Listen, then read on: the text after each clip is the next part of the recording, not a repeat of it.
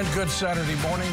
State Question 640. We've talked a little bit about that. The Speaker Pro Tem of the House of Representatives is Representative Harold Wright. Good to see you. It's good to be with you this morning. Appreciate it very much. 640. People have been talking about 640 as the stalemate continues at the House, and you're trying to do something about it. You're going to carry, it's a constitutional amendment, is that correct? It takes a vote of the people to make the change. The bill, or the question, was passed in 1992, I believe, that requires a 75% majority to pass any kind of revenue-raising measure in the Oklahoma House or in the Senate. All right, so it's been much discussion. It takes 75% to get something done. The House, on several occasions, has voted to increase revenue above 60%, correct? I mean, you've gotten several votes, but you couldn't hit that 75.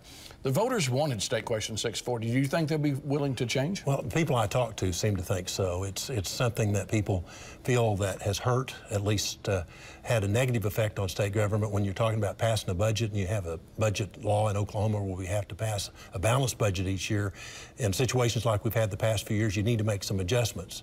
Somebody, once said that a pessimist is someone that complains all the time and criticizes. An optimist is someone who thinks that something positive is going to happen. But a realist basically adjusts the sails, if you will. And I think that's what we need to do in the state of Oklahoma as legislators from time to time, is be able to adjust those sails. Maybe it's a matter of doing it differently and changing the way we do taxes. But it still takes the 75% vote to get something like that passed.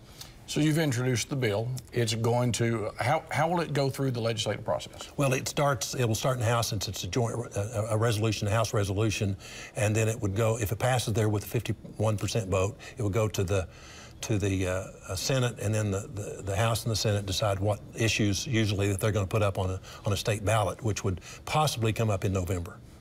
All right, so when this was passed, Democrats ran everything, just about.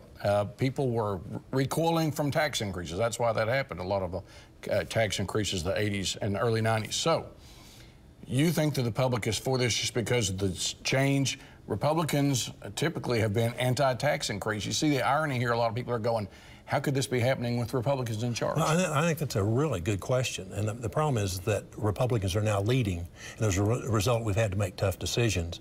And being more of a pragmatist, if you will, trying to get things done is very, very difficult the way the current situation is. And so Republicans have had to make some really tough choices when it comes to the budget.